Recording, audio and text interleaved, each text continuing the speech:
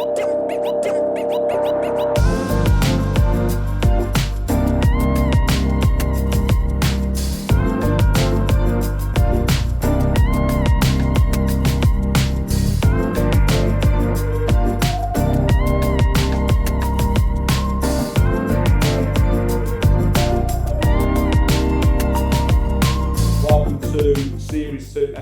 1 of the B2B Business Podcast.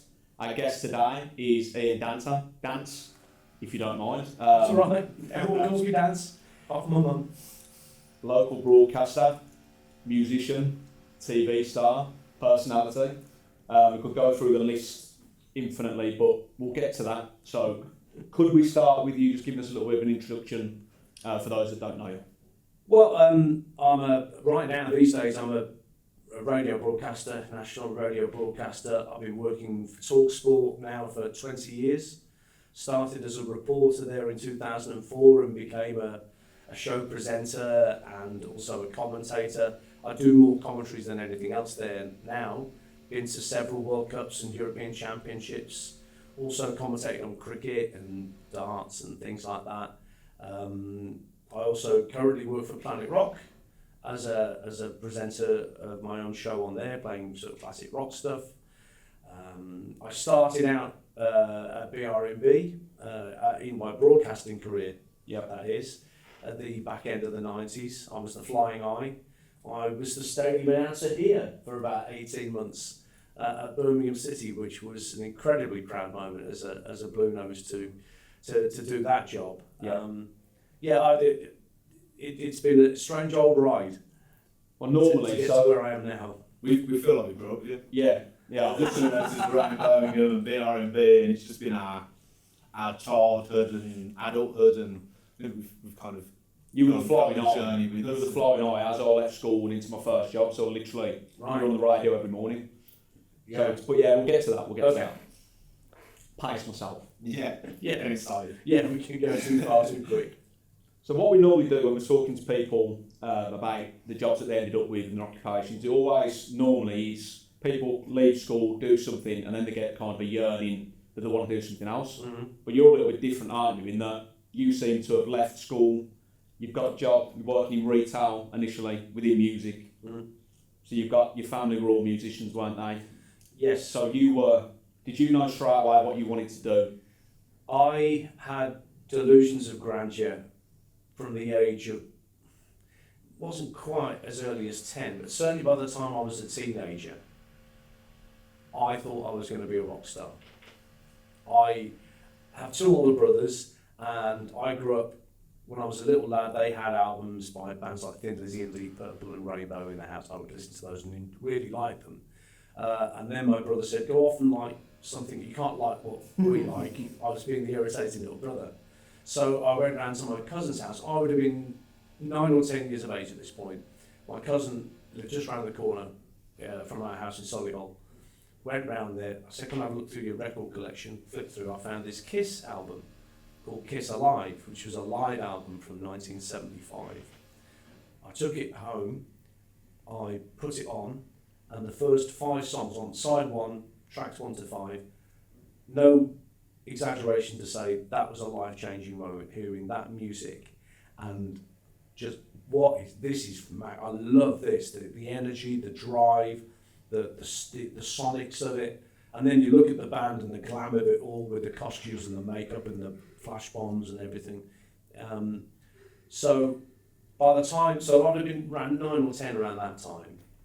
That would have been quite inappropriate as well, wouldn't it? But well, do you understand? It's all quite. Most of Kiss's stuff based around sex and. Well, it was, yes, but then as a 9 or 10-year-old, you don't know that. When Paul Stanley sings, "Put your hand in my pocket, grab onto my rocket," you don't know what he's talking about. You don't. As maybe 10-year-olds nowadays are probably a bit more worldly wise, but I can't say that I was.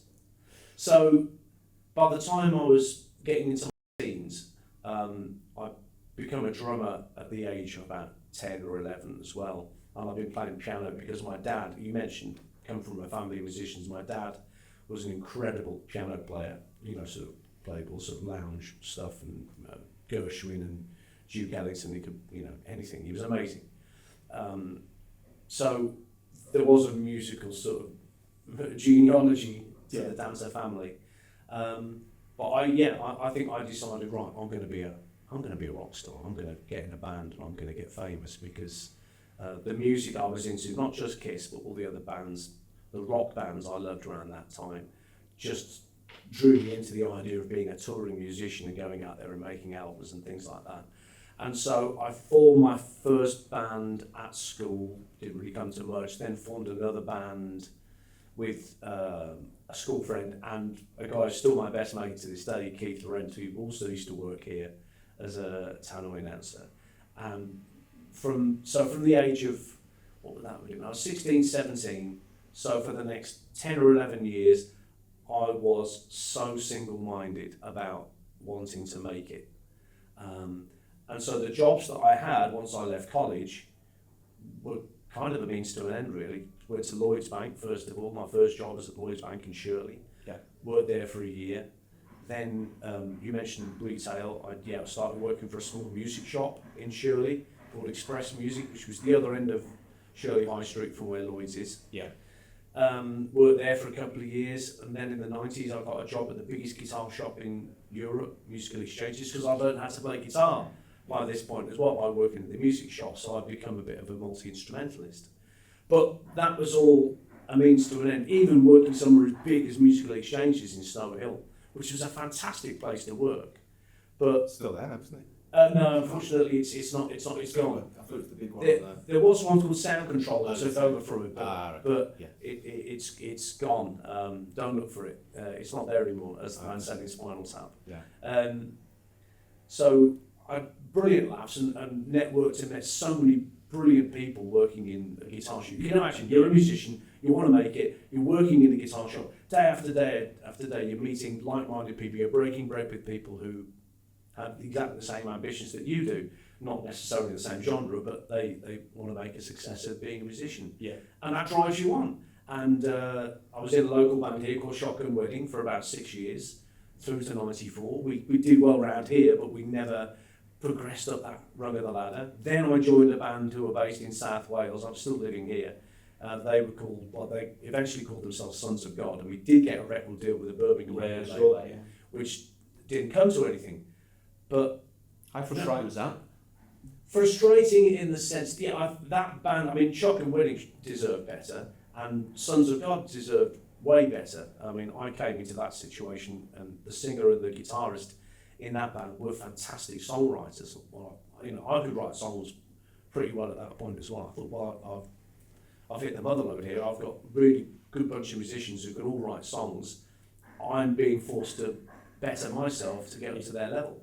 So when this record label, MGL, that was run by Tony Sylvester, who used to have connections to Duran Duran, he was part of their management team, they offered us a record contract, and signed it at the Hyatt, actually, cigars and goodness knows what when we celebrated, but the money never came through, and it was just it was like a slow release of a balloon, the sort of the deflation of the dream. And it got to a point of about 1997, mid-1997, when we all had a meeting and we just, it's not happening. Let's call it down. Yeah.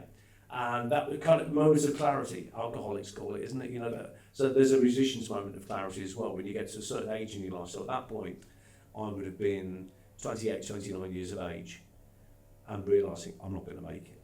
That dream I had from when I was 11, 12 years of age, it's not going to happen. Now, I wasn't mortified by that because, all right, I hadn't made it, but I had had such fun trying to make it. It had been such a brilliant path to be on, and meeting and still being friends with now some wonderful musicians and associates and things like that. Wouldn't change it for the world, but it did mean that at the end of 1997, then I was at a bit of a crossroads as to what I wanted to do with my life, because by then I was working as a guitar distributor in the Black Country. I was working for Laney over in Cradley Heath, distributing guitars to shops like the one I used to work at. So there had been a slight change in my working life, and I wasn't enjoying it. It was a very lonely job actually compared to the camaraderie you get from working in a guitar shop with loads of other people. It was a bit different. And then, courtesy of Keith. Yeah, because that's where your timeline then. Everything The trajectory suddenly, goes. the handbrake turn occurred in. So how did that come about? So for the record, so this is you had you were doing impressions for friends and family, Yes. and then your friend has then sent a tape of you. Well, no, he didn't even send Or the a letter, tape. was it? He said he wrote this. So I was still working at musical exchanges at the time. So this is early 1997, and Keith Loren had sent a letter to Tom Ross at BRMB saying, "My mate Ian, he does impressions of Trevor Francis and Graham Taylor and Des Lynam and Alan Hansen down the pub. We think he's hilarious. He should be on the radio." And he told me he only told me that he'd done that once he'd sent the letter. He said, "I've sent the letter." I was like, "What have you done that for?" "You silly bugger," you know. And I thought nothing more of it until one day I was cleaning the guitar counter at musical exchanges, dusting it down. And I remember the tannoy thing at line 4 for Ian Danter, line 4 for Ian Danter is Tom Ross. So So they put a competition. no, I thought it was Keith. Alright, yeah. Putting the voice on, having me at it. So I pick it up and say, "Hello, hello," and it was Tom, because Keith can't do impressions. So I knew it wasn't him. I knew it was Tom, and Tom told me that he'd had this letter. It interested him, and would I record something for him? So there wasn't an audition as such. I was basically told what he wanted. He wanted a 2-minute maximum sketch involving sort of local topical issues, but using whatever football voices I wanted, to go out on the Saturday afternoon show prior to their 3 o'clock kickoff, whatever Capital Gold Extra AM, I think it might have stood in at that time, was playing out, whether it was blues, or R&B, whatever. So I said, "Yeah." He said, "I can't pay you for it." I said, "It's fine, it's something to do, it's just a string to the bow." So I went into the old BRMB studios on Aston Road North the night before it was due to go on air with a script that I'd written at home. Keith came with me as sort of moral support. I met Tom's producer, Guy Jogo, and we just recorded it.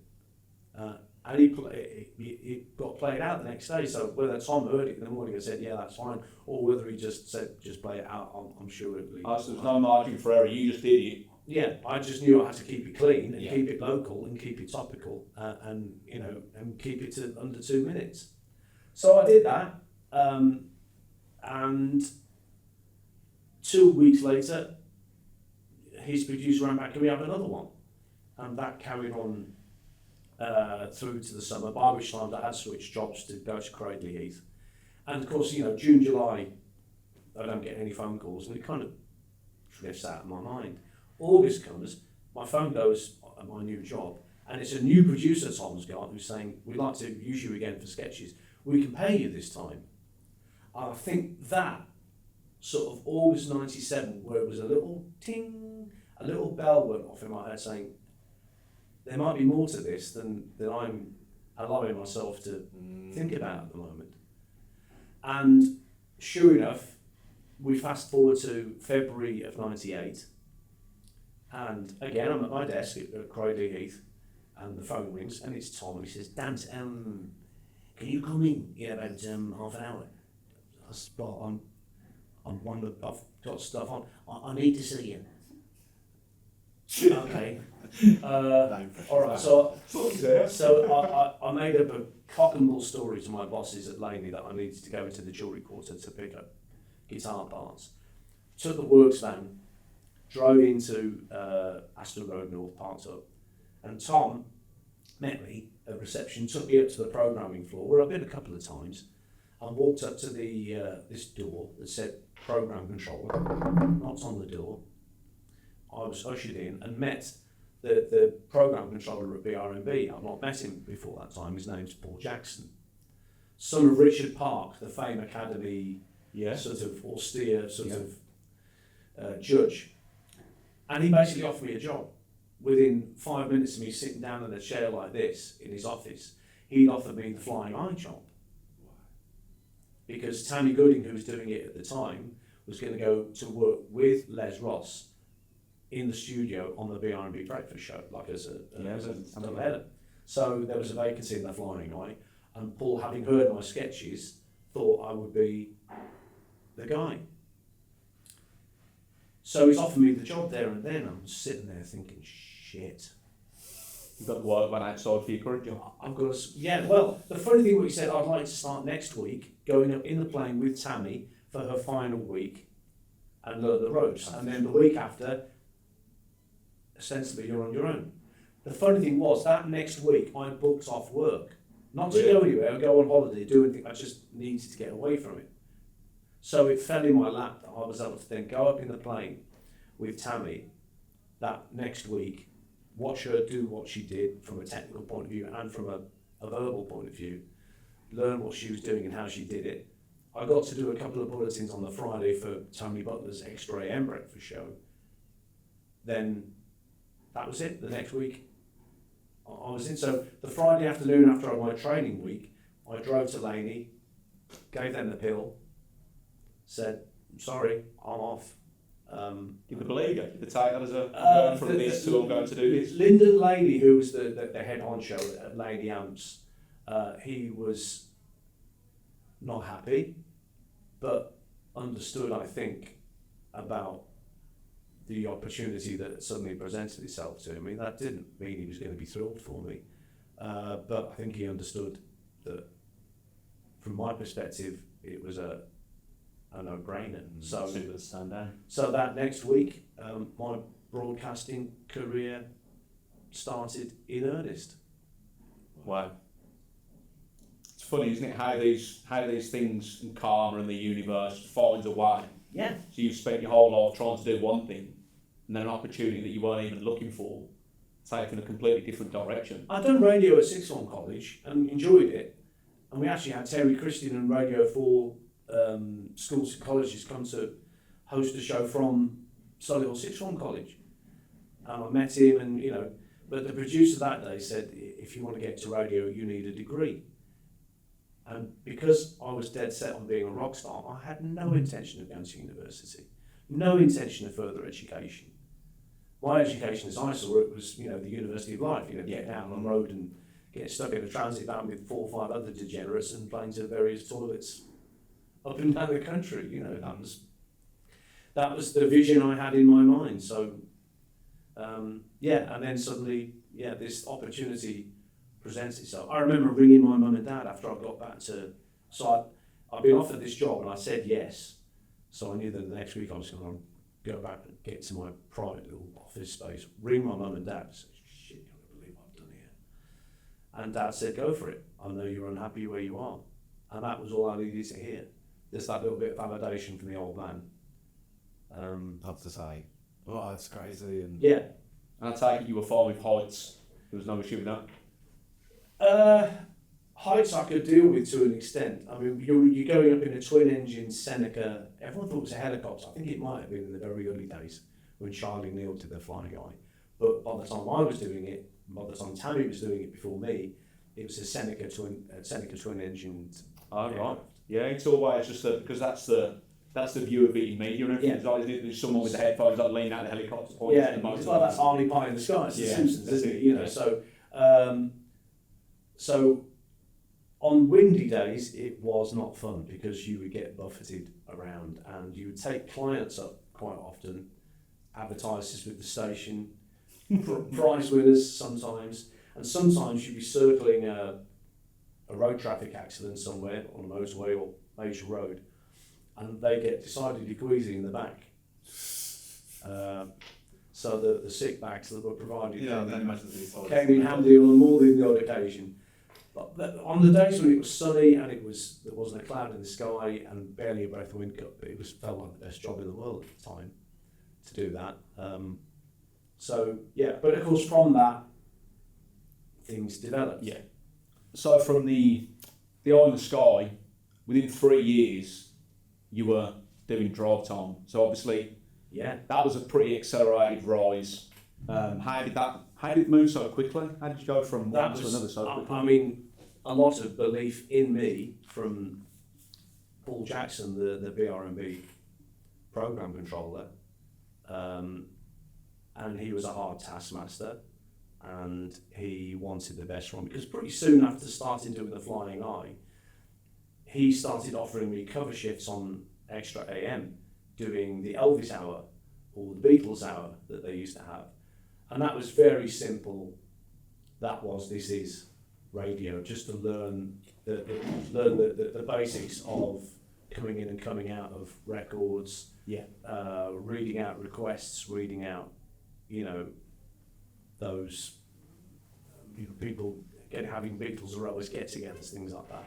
So you understood the basic structure of how a radio show should sound, and then from that, he tried me out on Sunday evenings on BRMB in mid-98, but again, he was not enough of my personality was coming out.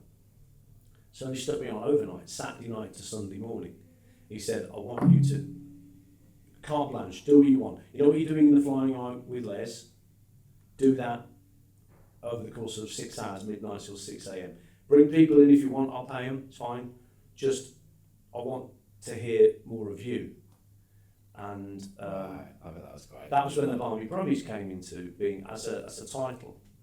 And radio presenters will tell you about this thing called, I don't know whether they do it anymore these days, in music radio anyway, but it's called a snoop session, where you would take a blank cassette into the radio studio with you, put it in the machine, and you'd set it to record and pause. Every time you open the microphone fader, do a link, it would go to record and play on the cassette recorder and record your link. When you turn the fader, when you pull the fader down, switch the mic off, and the next record started, it would spool around for another 2 seconds and then go back to record and pause. So effectively, that cassette would just have all your links on there and nothing else. Oh, okay. So you record that when requested, and at the end of your show, you would then take that cassette, put it in its box, and put it under the door of the program controller for them to listen to the next day. Okay. So I think it's any tidbits that they can. Yeah, and Snoop sessions were brutal. Right. People coming out of there in tears sometimes, because of the way that their whole presenting style was basically cut to ribbons. Yes, that's what Dan Kelly had said to us before, wasn't it? It is quite ruthless and quite cutthroat because you're vulnerable in that you're saying, this is what I'm doing, I think this is good, this is funny, and someone's telling you, it's no, you need to change this. And a similar sort of thing happened when I started getting into the football, working for Tom, that there were certain things that you should, and there were do's and do nots, and you learn very quickly to avoid the do nots. And I snooped the first overnight Barmy Brummies because they'd asked me to. We want to hear what because they weren't going to be listening live. Yeah, at the hour. 12:30 Saturday night, Sunday morning. So I snooped it, put it under his desk, his door rather, as I left, really bleary-eyed first thing Sunday morning. Monday morning, I'd come back from the Flying Eye, doing my shift, and my answer machine was beeping. Pressed it, and it was Paul Jackson saying, "Dance, it's Paul, sitting here with Mark." Mark was the head of music, listening to the show. Brilliant, just what I've been wanting to hear. That's exactly what we want from you. More of the same, please. Thanks, bye. That was it. So, again, another little light bulb moment. Okay, let's develop what we did overnight, whether it was just, doing silly voices or gags and things like that.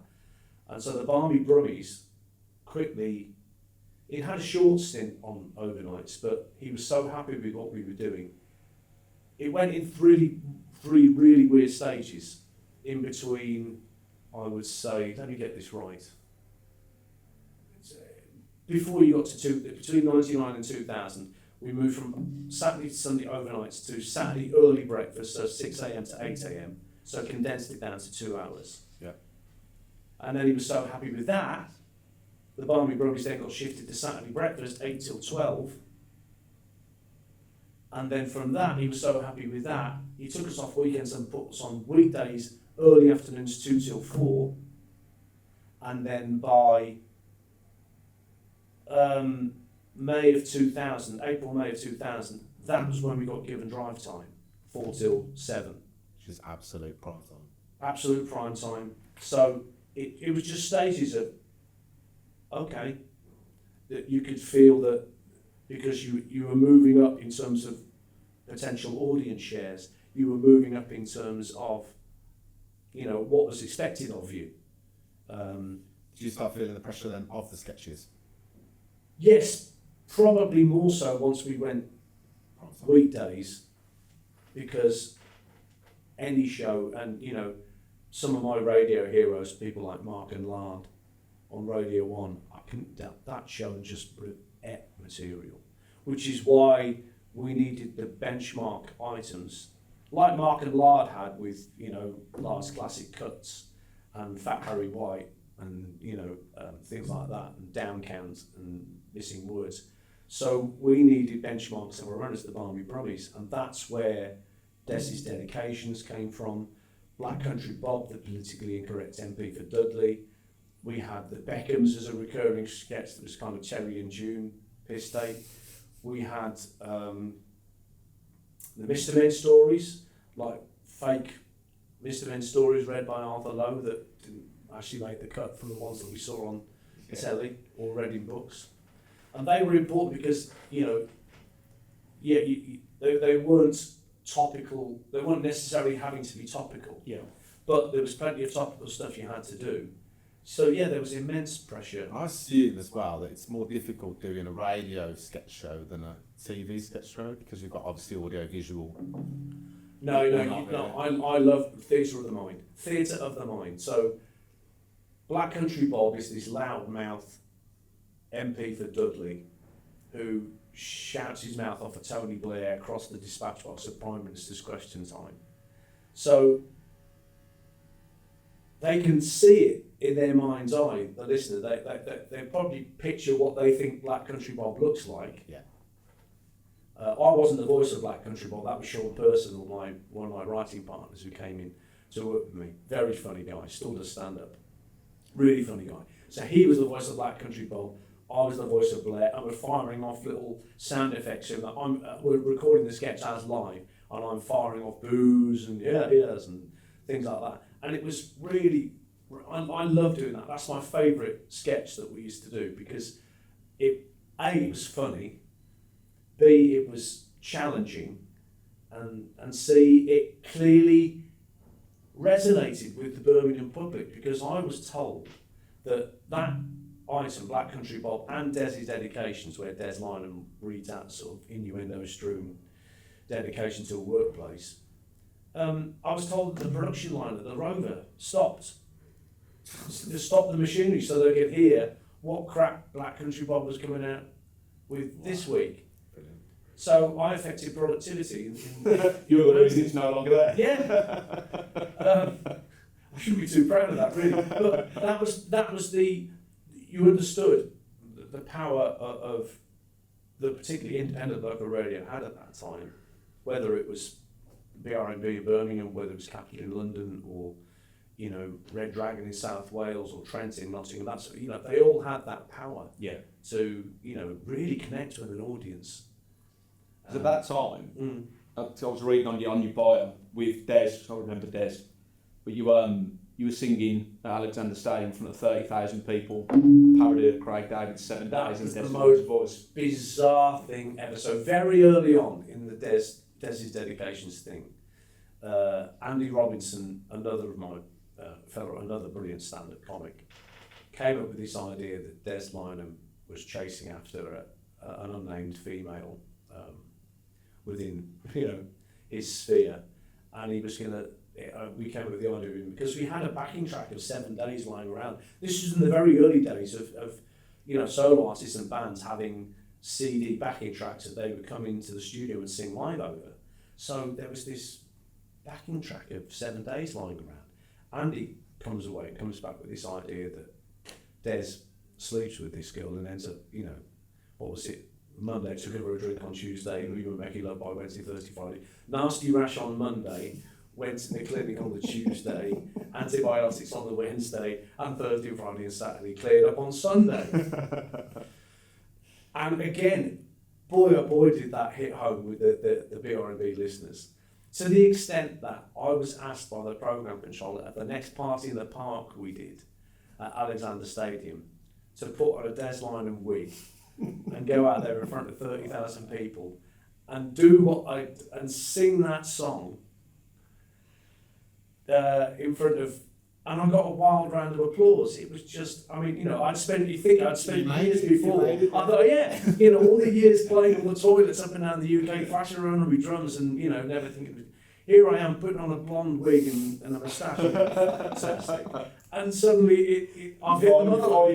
Here I am, it's acceptance, for doing something as daft as that. So, yeah, again, you understood the power of what a good sketch or a good character or good local radio can do. It just because at that time makes people laugh. Yourself, Les Ross, Jezza. Yes. I mean, this was the time. This was around the time with time to be alive. The Two Strangers wedding, wasn't it? And you had, and it was national news, wasn't it? Yeah. Everything was national news at the time, right? I think BRMB had their highest ever reach, percentage of audience share around that time. Because yes, you had Les Ross in the morning, Graham Mack doing his brilliant comedy stuff, sort of 9 till 12. Then you had Ricardo, 96.4 minutes of music without any ads.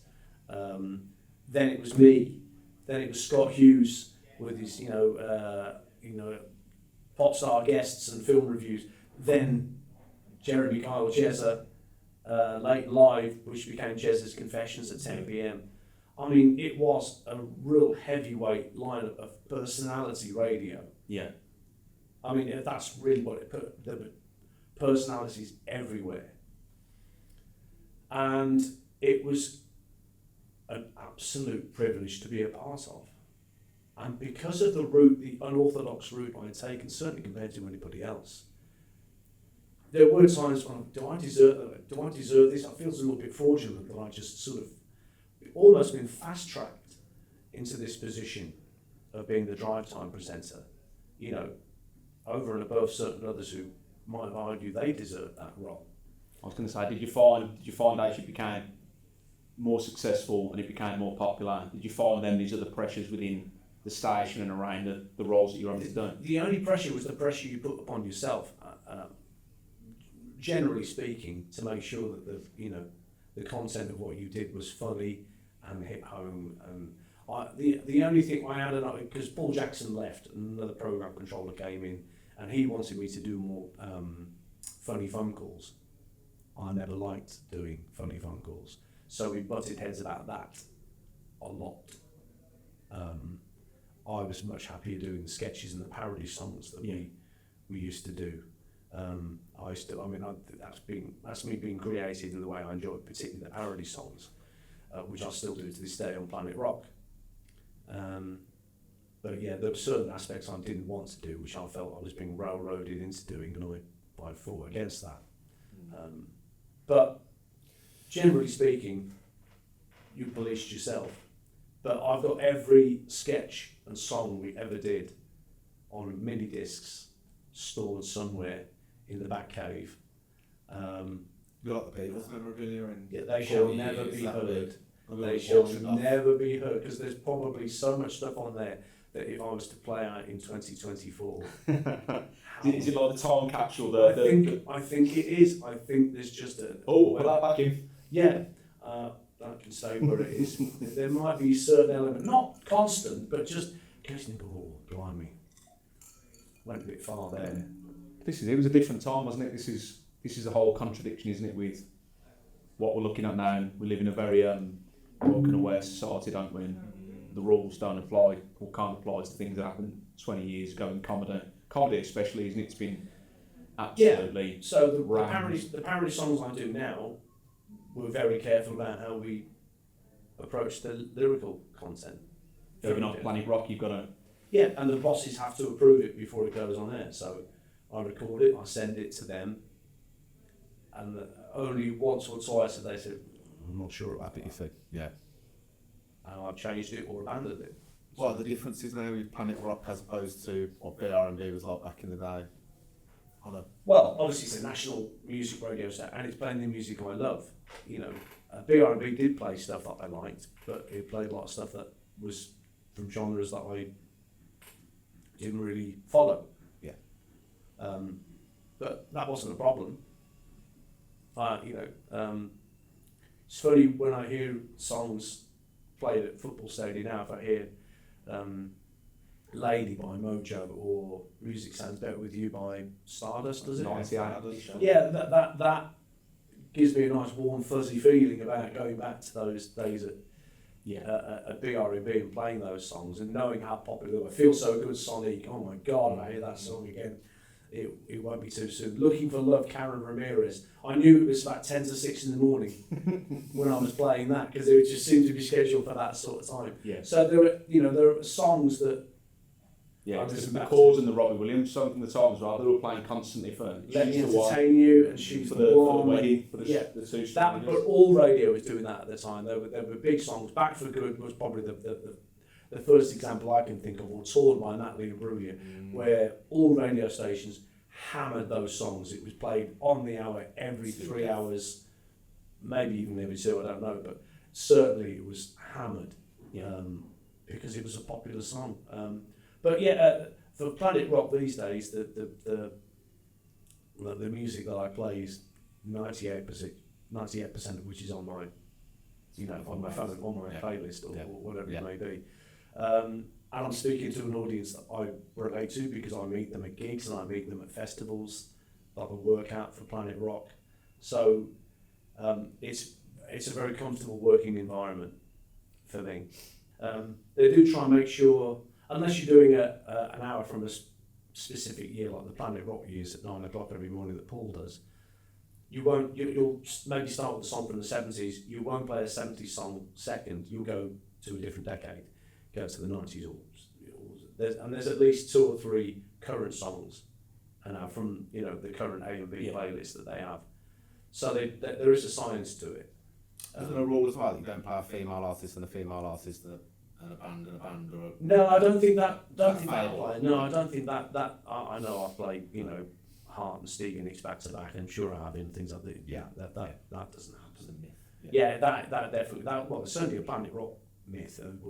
Whether that applies to Capital or other radio stations, I don't know. But no, Planet Rock is there's a structure to it, but it at least allows me to be creative with the parody songs that I've put together because it gives my show a unique selling point, and the listeners seem to enjoy it. And sometimes I come up with the parody songs that I've done all right there.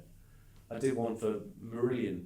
Fish was selling his gaff in the West Highlands or something, so I did a version of Lavender, all about the lavatories, because he'd taken everyone on the tour of their house.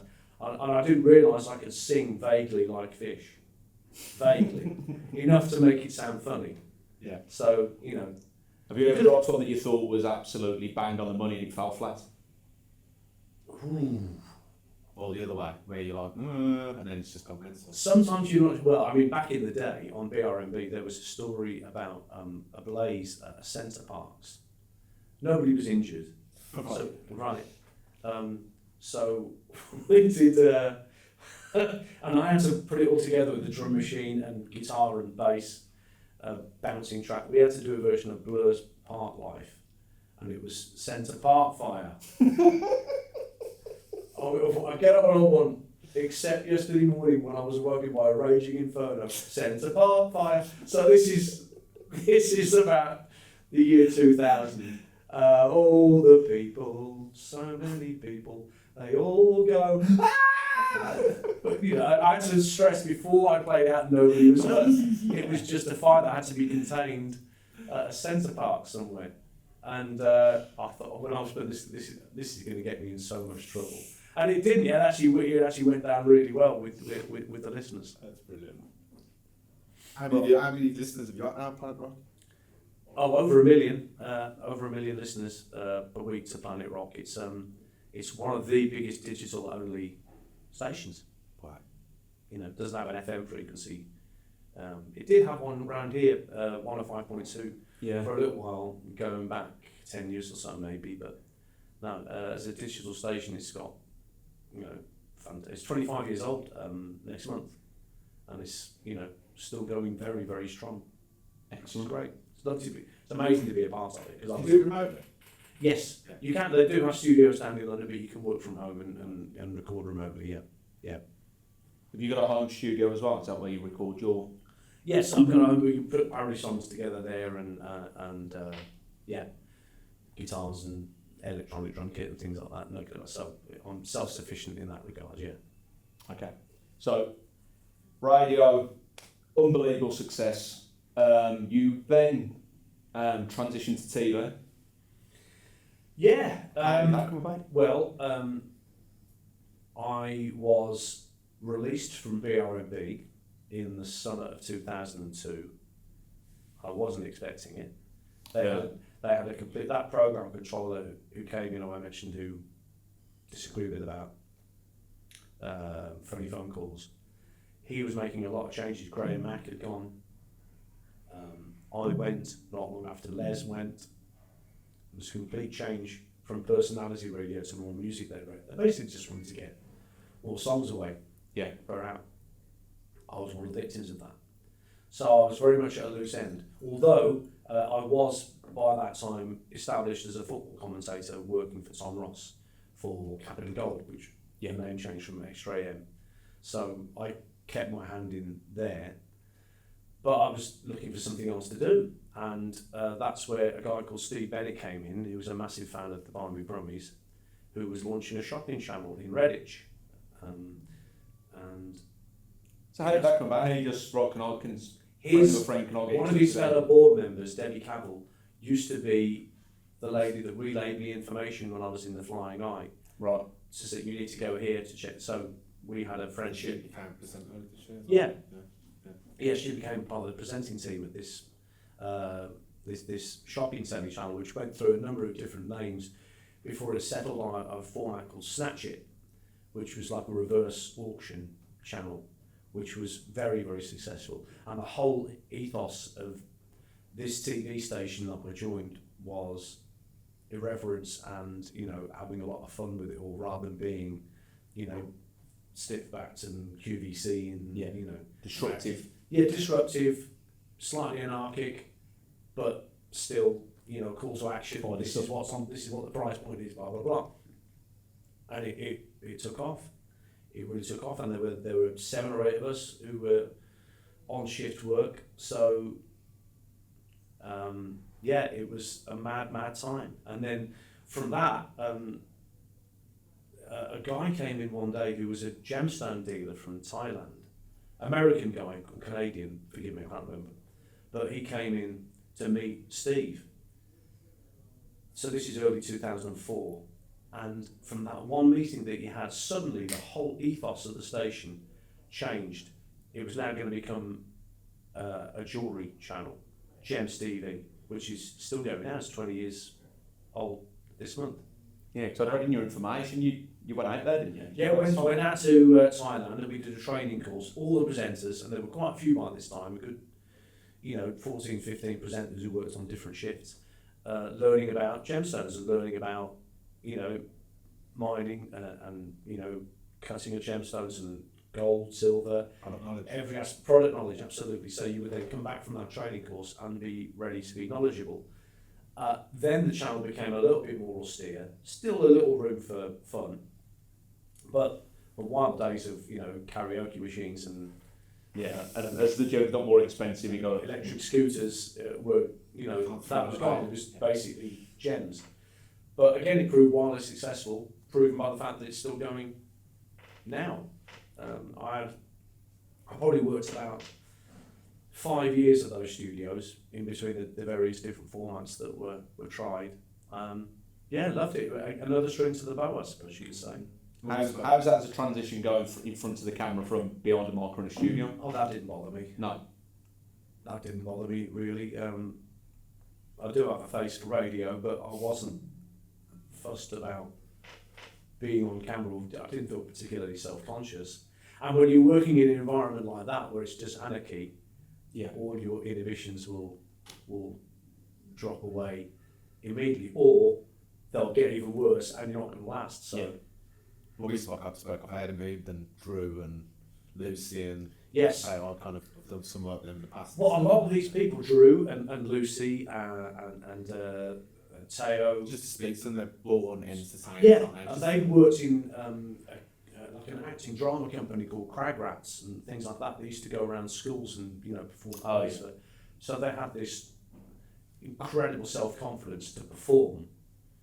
I bet that's infectious, then. Yeah, and that was taken into the selling job. Of course, I had been a salesman not 5-6 years before, selling guitars, so I knew how to sell to people. And one of the basic premises of sales is people buy things from people they like and they can empathise with and, like speaking to or hearing from. So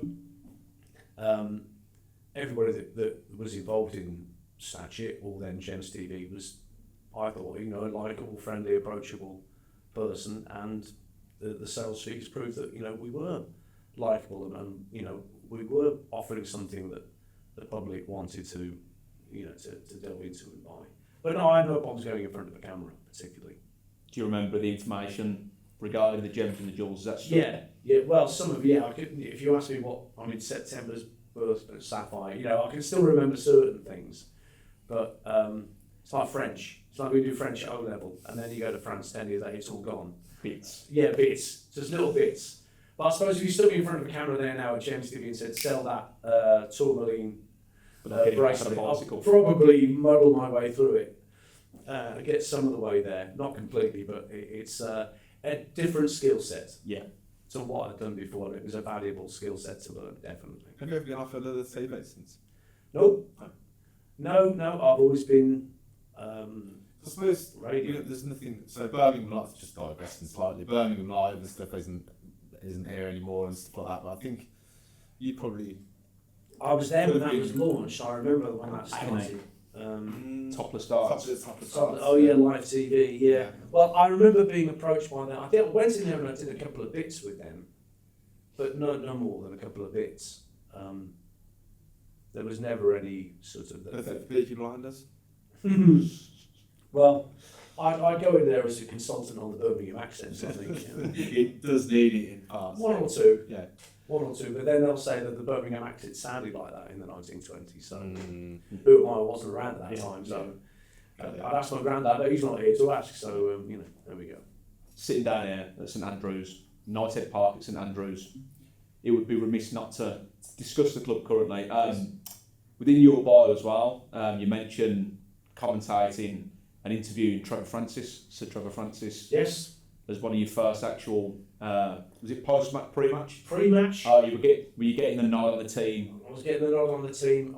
So I've been working for Tom for a little while, BRMB captain all that time, and he sent me to Bristol Rovers for a League Cup tie, Bristol Rovers against Blues, and he said, Trevor will give you the team, go to the tunnel, and ask for him, and he'll come out and say, okay, all right, so I'll ask him. This is my first hero, I've got a blue shot on underneath this, which has got the number 8 on the back, the old penguin strip. Beautiful strip. And that was Trev's number. So I do as I'm told. I get set up in the stand. I go down to the tunnel of Bristol Rovers. So can I? Could you let Trevor Francis know that Capra Gold is here? And he comes out, and I interview him. I get the steer on the team. Finish the interview. With my cassette recorder. Thank you, Trevor, speech after the game. And I switched the cassette bar, and he just went, "Hey, Anton, very good," and turned around and walked back down the tunnel. He was marking me out of 10 for my interviewing style, because I think he'd probably been tipped off by Tom. There's a cub reporter coming down to There's a rookie. Yeah. But don't throw him under the bus, don't cuss upon him. So that was first thing I was to ring my dad. I've just spoke to Trevor bloody Francis, because. My dad was a Blue Nose, my granddad. My great uncle Jack used to work here, Jack the Hat, Jack Danter. He did all sorts of menial duties around the stadium until he was in his 70s, from sweeping the terraces to helping with the turnstiles and everything. So the Danters had a real connection to Birmingham City. So to come back here in any role, whether it was to do the stadium enhancing that I did here at the end of the 90s, or to come back here as a commentator, as I still do now, for talkSPORT, it's not lost on me how fortunate I am to get to do that, because I love this place.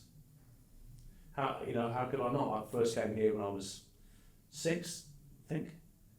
We got beat 2-0 by Stoke on a cold December afternoon. Jimmy Greenoff scored, having not long been with us, gone to Stoke. So my first game here, I was taught, this is what Birmingham City will do to you.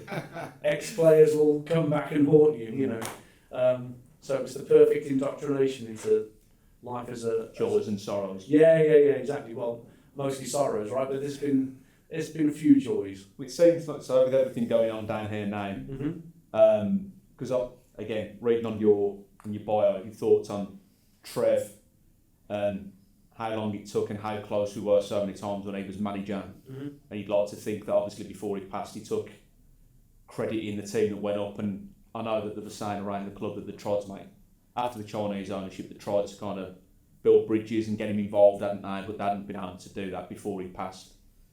So you like to think that before he went, he knew what the club, the people around the club, what he meant to them. I hope that he knew the day we got promoted at Cardiff what part he played. I hope he knew that day, and I hope that somebody, it could have been Steve Bruce, might have called it. I mean, he came back here 3 years after that, Martin Granger's testimonial.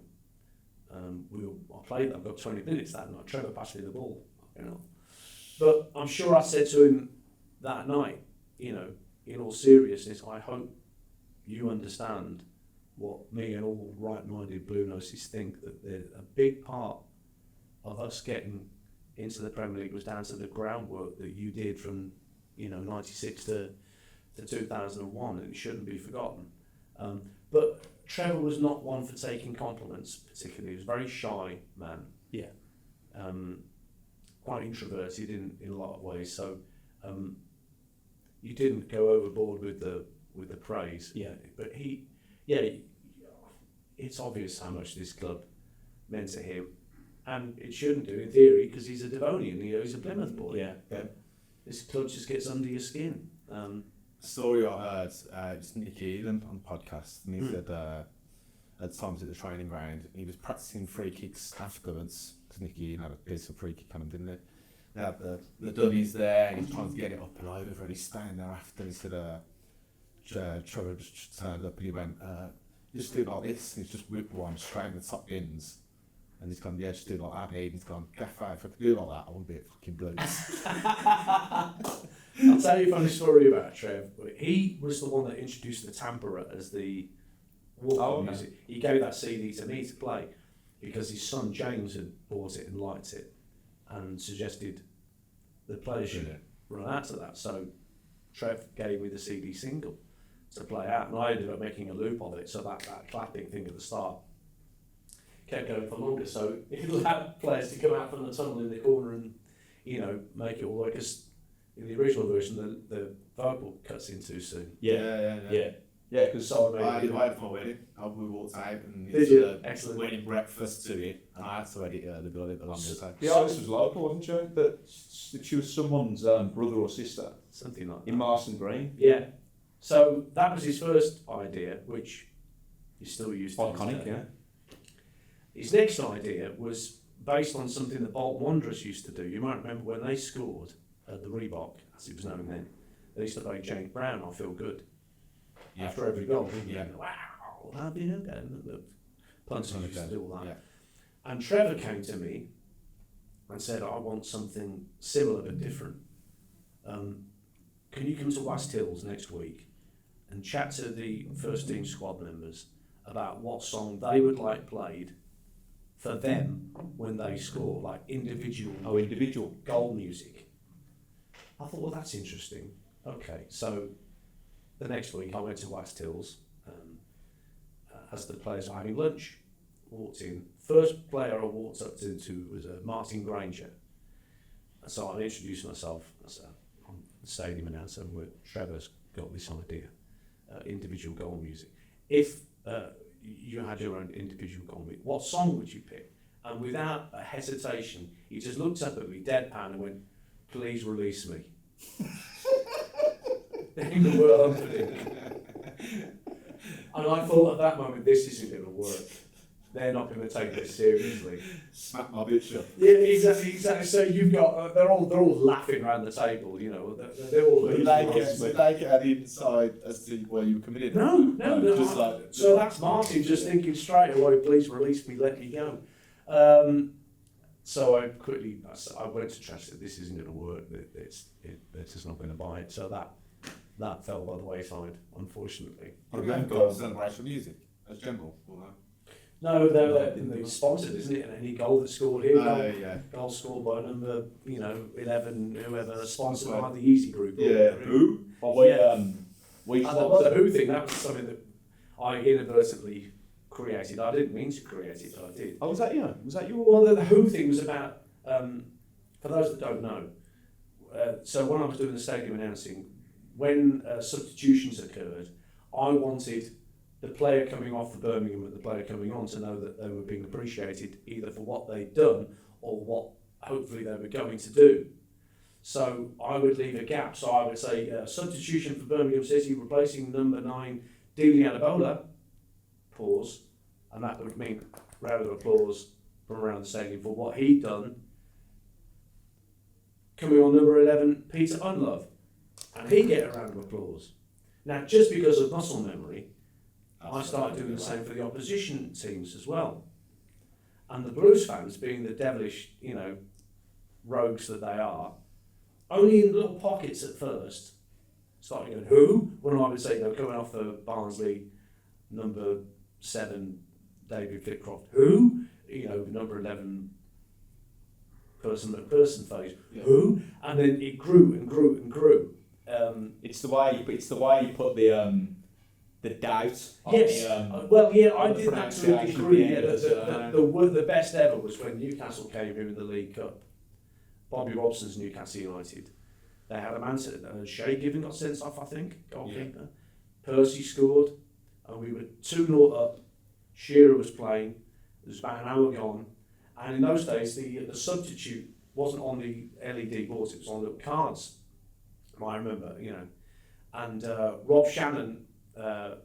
Blues fan legend, sat beside me in the commentary box. He suddenly digs me. Hey, they're getting number 9 ready. Shearer's coming off. And oh my God, what a moment is this going to be? So I press the microphone. The approach, so play stops. It's clear that this, is coming up. Substitution for Newcastle United, and I swear to you. So I'm down there in the commentary box in between those little banks of dugout seats. All around the ground, it was shh. There was a complete silence to set up for this moment. And I just waited till replacing number 9, Alan Shearer, 26,000 Blue Noses, all did that. I can't remember who came on for him, but he got there. But they lived for that little moment, the Blues fans. Oh, yeah. So that's something I inadvertently created, and the Blues fans ran with like crazy. So now I don't know if you know who the announcer is now, but he really piles it on, doesn't he? He went away for a while. Yeah. Well, Keith Laurent, who when I started getting more and more work with Captain Gold as a football reporter, I had to leave this job behind. So Keith Laurent, my best mate, took over, and he once got in trouble when Bolton were here, because he said, replacing number 10, Idager Johnson, who? Number 12, Bo Hansen, who? I said, Bo Hansen. So he got in trouble for that. And even when I was doing it, we were told that there were clubs that took issue with the way I was saying it. But yeah, I remember it. There seemed to be a tipping point. It got so far, and then it got really, and it becomes such a comical thing. But then it's flattened out a little bit, so you get carpeted. And I never got told not to do it. No, I just knew that there'd been complaints that had come in from other clubs. But as far as the club are concerned, let them complain. Yeah, because you spoke to Marcus Painter a couple of weeks ago, didn't you? And he played when he marked Ronaldo out of the game, and he got subbed there. So you hear about that was. I've seen that on Twitter and that as well, where only Blues fans could say Cristiano Ronaldo, who. Yeah, brilliant. I mean, I love that. That's just so cockeyed. Blues fans are so fast sometimes, aren't they? Well, football fans in general, I mean, we've got some of the quickest witted supporters, I think, and that might be down to the years of torment, you know, and That's gallows humour, isn't it? it promotes that gallows humour and just means that some blues fans are so quick off the mark. It's you just have to tip the hat sometimes. And go, fair play, lads. And this is the Wrexham game, and it was you can shut your dead pole up. Well, they were doing that. Apparently, Keith told me there were people walking back under the Bordesley Bridge, and a bus went past with the Deadpool Wolverine advert on the side, and they were all crowded around this bus. Yeah, can see you fucking Deadpool, you're on. This poor bus driver. Probably going to do it on the 50 or whatever route he's doing. He's suddenly surrounded. No idea why. Why are you singing that at me? That's no idea. Trying to explain to his wife like what happened. Yeah. I started singing to me about Deadpool. He didn't know necessarily know what advert was on the side of his bus. But there we go. Yeah. What's your favourite moment then, Blues? It's not on the questions. Favourite moment? Yeah. Oh, it's got to be 2011. Yeah. The League Cup. It's got to be up there. I mean, there's been nights here that have been pretty special. The semi-final against Ipswich. That for me personally, that's my standout. West Ham as well. West Ham in the semi-final, the comeback. I can also think back further to when this stand had not long been built when Brentford came here. The promotion season from what is now League One, 94-95, we had to beat Brentford. We just won the auto windscreens, and there was a bumper crowded here that night. And Kevin Francis and Liam Daish scored, and you feel the stadium shake. The Anchorman game here against the Villa. Yeah. I was in the Tilton that night, and I've never felt. No wonder we had structural problems because that stand literally shook that night when Morrison opened the scoring. Yeah. So, for all that we do the gallows humour stuff, you know, there's been more than enough glorious moments down here that you can just smile about. I was there for that. How lucky was I to be there for that? Still the highlights in that Martins, the split second when it drops, you can hear a pin drop. Yes, anything could happen. Floodlight failure. It still gives me a bit of. Could have been floodlight failure. Thermonuclear war could have started. Would have been typical Blues for something to stopped us winning it, or you just ballooned it over the bar, I suppose. But no, he goes and sticks it in the back of the net. Yeah. Still the best joke in history, isn't it? A Frenchman walks into a pole and Birmingham City win the League Cup. Thank you, Wojciech Szczesny and Lauren Koscielny. It's a little slap he got round the back of the head for his troubles. Oh yeah, was that Barry Ferguson? Yeah. Just what he needed. Yeah. Got to ask, what's your favourite impression, and can we have one? Oh God. I was listening to on the site before you came in. Yes. Listening to Des. The head of the Mills song. Oh, the head of McCartney. So, head of the Mills McCartney. A rupee. Yeah. It's like cultural moments in time, isn't it? When you look back on, because you pick moments, you look back, I remember that was the thing in the news. It's like naked baby photos for me, some of those sketches and songs and things. Oh God, where was my mind at when that? Did you ever go too far with the Des lines in kind of? No, we never a complaint upheld about Des. We once did go too far with Black Country Bob. I shan't say why, but we did go too far and acknowledge it and apologise for it. But that was our Heart FM days, so in all the time that we were on BRMB, never one complaint upheld. But Des's dedications was no different really to Julian and Sandy that Kenneth Williams had been doing on Radio 4 years before.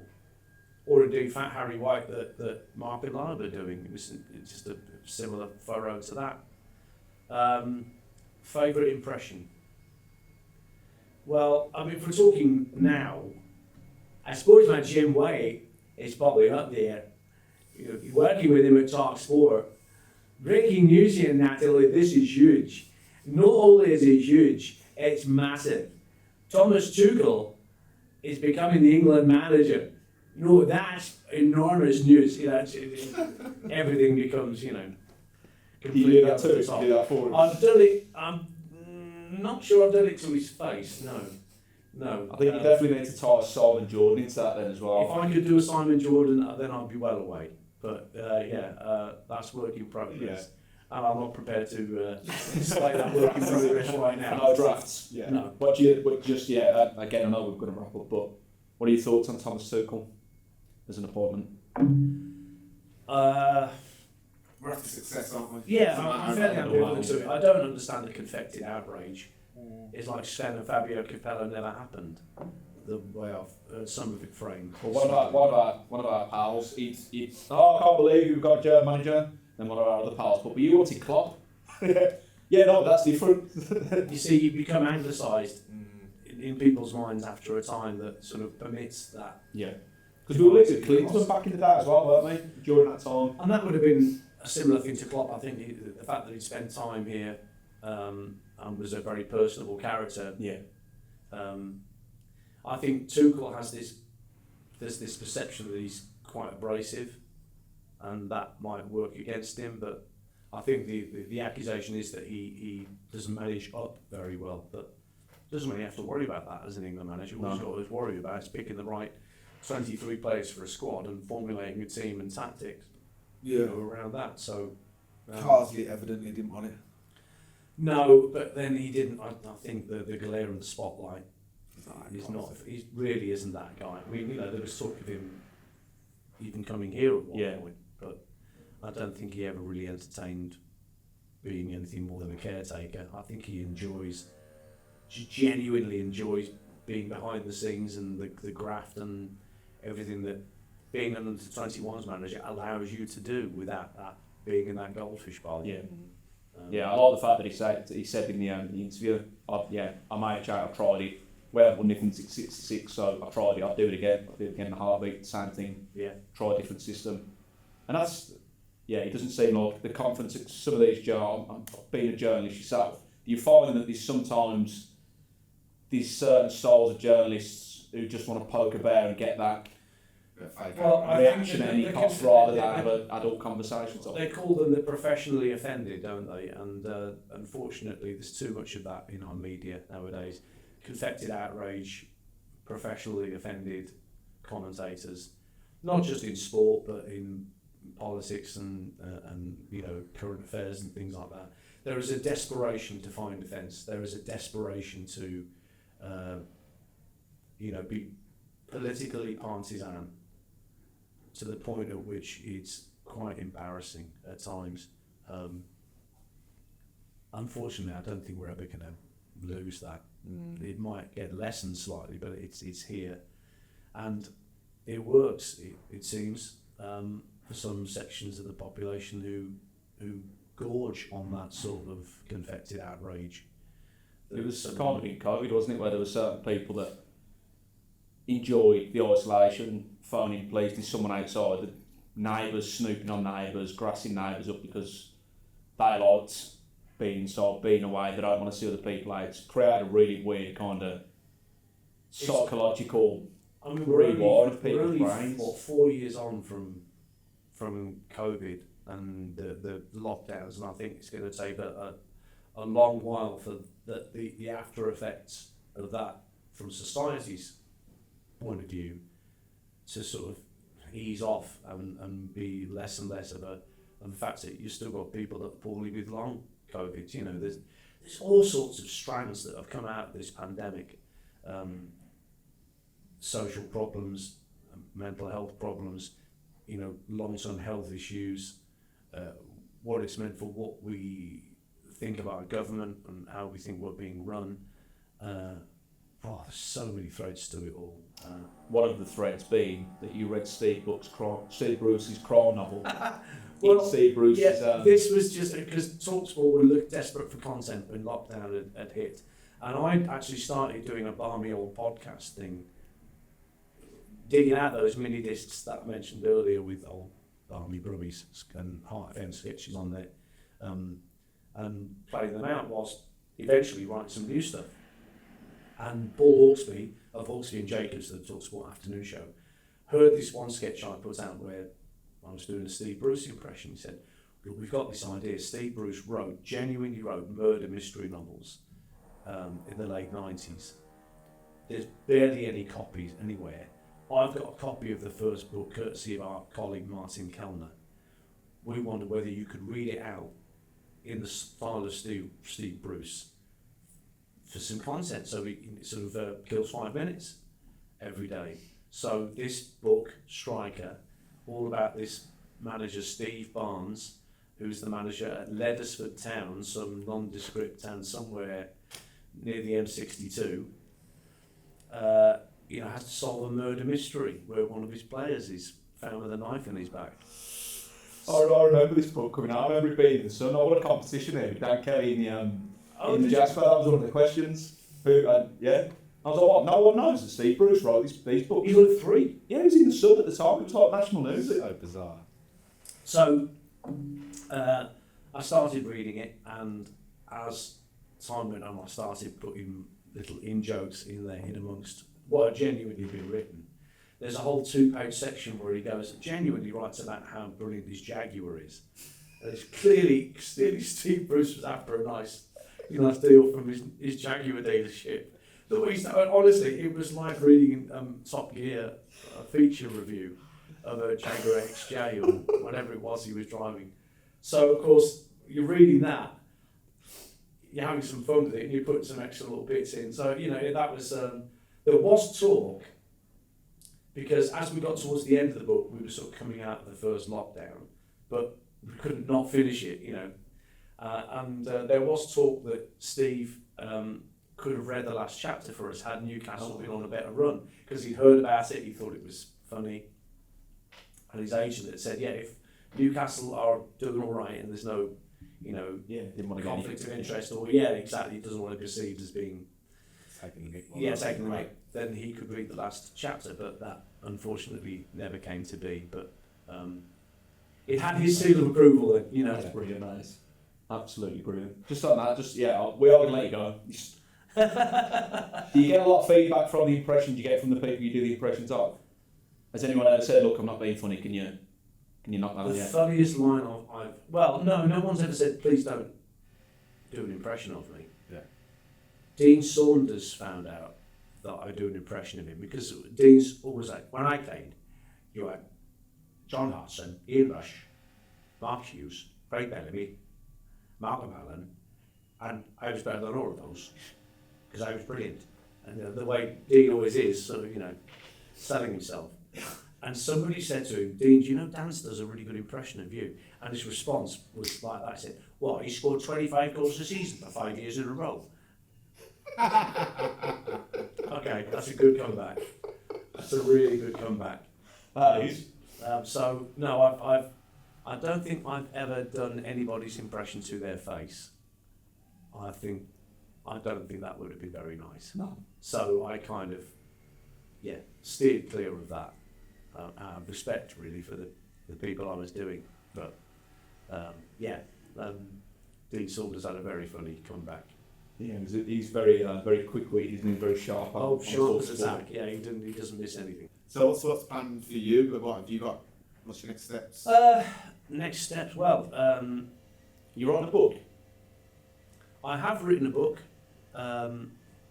which may or may not get taken up by a publisher. And it's a book just about my radio time. I have also started writing stuff about everything that led up my band. I was going to say, how do you even serialise as from music? Just do it chronological. I don't think that's the way I've written this book about radio. I've just done it purely chronologically. That's the way it worked for me from 1998 through to the present day. And there's no car that you'd like at the moment that you're going to dedicate a couple of pages to? No, I haven't. Put a very unsubtle request in for. I should have done that. You made me think. 3 litre XC70 Volvo. Exactly. Yeah, I've Right, left it too late there. So, a book is written. Whether that comes to light is not down to me. I'd like to record another solo album, because I've got 3 solo albums that have come out in the last listened to them earlier. 10 to 11 years. Prove You Wrong was 2013, second time around was 2015, and Rule of 3 was 2 years ago. And I do have songs that I've written in the same sort of classic rock vein that I love. So I'd like to get around to recording those and get another album made, even though the album as a concept seems less and less important to the music buying public.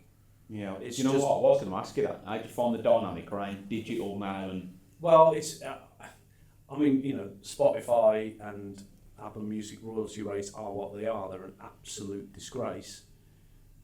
I'm not as reliant on those as you can imagine because of the work that I do. But if I was an artist, and that was my life, and I was relying on streaming rates from these rip-off companies, I wouldn't be able to buy groceries. It's just, it's pennies in the pound, isn't it? unfortunately, we're to this point where, and people don't understand why concert tickets are so expensive. Well, work it backwards. You've got to a point where you want all the music that your favourite band or artist records practically for nothing. Where are they going to make their money, an artist or a band? It's through touring and through merchandise.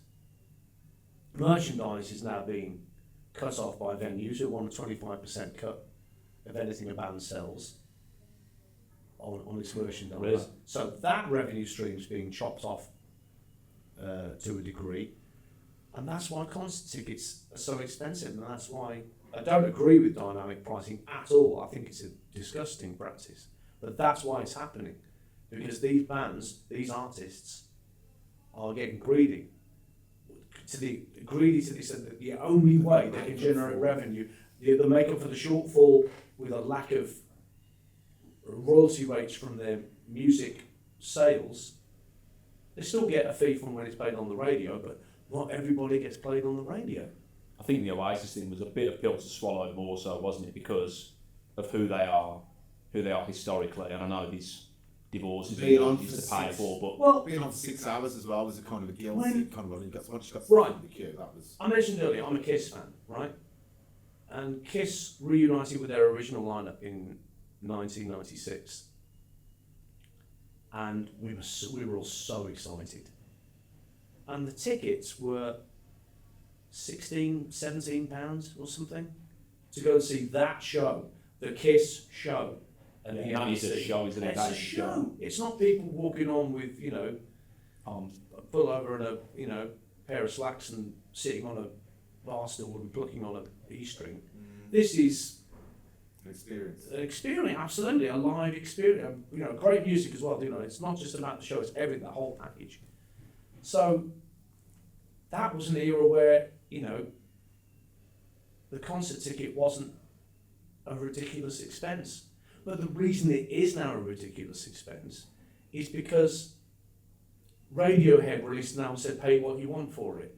U2 had an album released for free through Apple Music that was downloaded to your phone whether you wanted it or not. interesting fact there, my business partner is the only person in the world I think that's still got that album on his phone. It's probably still lurking on mine somewhere, but... I think it's the only album he's got in there. Right. He's not a big music fan. But that's people became conditioned to the idea that music doesn't have to be worth anything. You can watch the video on YouTube, you can stream it on Spotify, and the artist gets 0.001p royalty. So what was an artist getting when it was $3.99 for a CD single? Well, that depends on the record deal that they've signed with the record company. It still wouldn't be huge, but it'd be a damn sight more than what they're getting now. The other problem you had was in the 90s, you had artists like Mariah Carey and Robbie Williams signing these huge contracts with major record companies. Huge. And, of course, they kept all the money, and the money wasn't more evenly distributed, Right. to up-and-coming artists. And the record companies didn't see the streaming thing coming till it was too late. There was the Napster thing. Napster was the first sort of file-sharing thing that ever came out. Metallica were the band that tried to stop it and said that we can see where this is going. Metallica were almost made as pariahs for doing what they did and saying you have to stop this because we can see what happens in the future and how royalty rates get diminished. And it's only now that Metallica are getting, well, actually they were right. Because Lars Ulrich can be seen as a bit of a figure of fun, the Metallica drummer, But he and his bandmates were right. Napster and file sharing was a logical extension of Do you remember those adverts you used to get in your vinyl records? Home taping is killing music and it's illegal. There was a skull and a crossbones in a cassette thing. I mean, we used to take the piracy on the beginning of yeah, and You wouldn't steal a car. yeah. So you don't steal a movie or Yeah. And somebody even told me, even if you bought a vinyl album and taped it for the car, that was illegal. So even if you just had a cassette of an album you loved and you didn't have a vinyl record player in your car, no, you're supposed to buy the cassette version. Don't you just make your own copy of it and play it in your car. That's illegal. I don't know whether that's true, but that's what I was led to believe. So it was already there, but it wasn't as proliferated as much as it became with the file share, because it was so much easier to file share. Right. I think we can. It's time for us to let you go. Talk to you all day, honestly. Thank you ever so much for your time today. Thank you guys. It's been an absolute pleasure. It's been lovely being here. Lovely to see you guys. And thank you for taking an interest in a boring old Barmy Brummie. Thank you. Cheers.